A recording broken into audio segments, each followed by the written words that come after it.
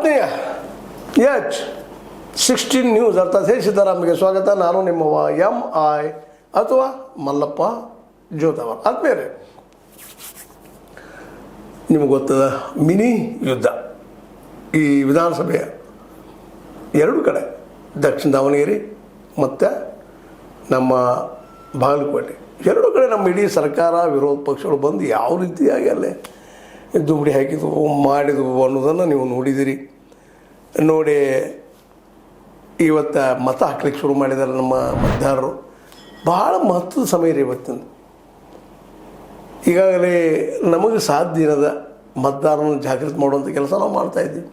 ಈಗಲೂ ಅದನ್ನು ಹೇಳ್ತಾ ಇದ್ವಿ. ಮತದಾರ ಇವತ್ತು ಹೋಗ್ತಾ ಇದ್ದಾರೆ, ಈಗ ನೋಡ್ತಾರೋ ಇಲ್ಲೋ ಗೊತ್ತಿಲ್ಲ, ಹೋಗಿರ್ತಾರೆ. ಈಗಾಗಲೇ ಬೆಳಗ್ಗೆ 7 ಗಂಟೆಗಿನ ಸ್ಟಾರ್ಟ್ ಆಗಿದೆ.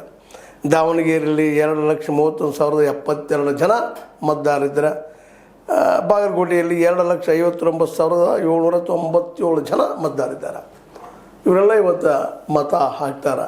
ತಮ್ಮವ್ರು ಯಾರು, ತಮಗೆ ಬೇಕಾದವ್ರು ಯಾರು, ತಮಗೆ ಕೆಲಸ ಮಾಡೋರು ಯಾರು, ಅವ್ರನ್ನ ಆಯ್ಕೆ ಮಾಡಿಕೊಳ್ಳುವಂಥ ಸುಸಂದರ್ಭ ಇದು.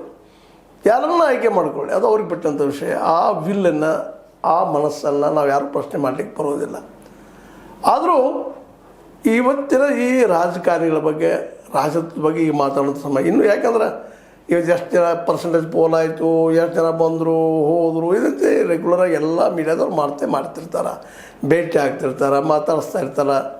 ಇದ್ರ ಜೊತೆಗೆ ಇನ್ನೊಂದು ಎಕ್ಸಿಟ್ ಪೋಲು ಆಗ್ತಿರ್ತದೆ. ಇವತ್ತು ಎಕ್ಸಿಟ್ ಪೋಲ್ ಅಂದರೆ ನಿಮ್ಗೆ ಗೊತ್ತದ, ತಮ್ಮ ಮಂದಿನ ಬಿಟ್ಟಿರ್ತಾರೆ ಮೀಡಿಯಾದವರು ಅಥವಾ ಮತ್ತೆ ಯಾರು ತಮ್ಮ ಬೇಕಂತವ್ರನ್ನ ಬಿಟ್ಟುಕೊಂಡು ಒಂದಿಷ್ಟು ನಮ್ಮ ಸಂಸ್ಥೆಗಳಿದಾವೆ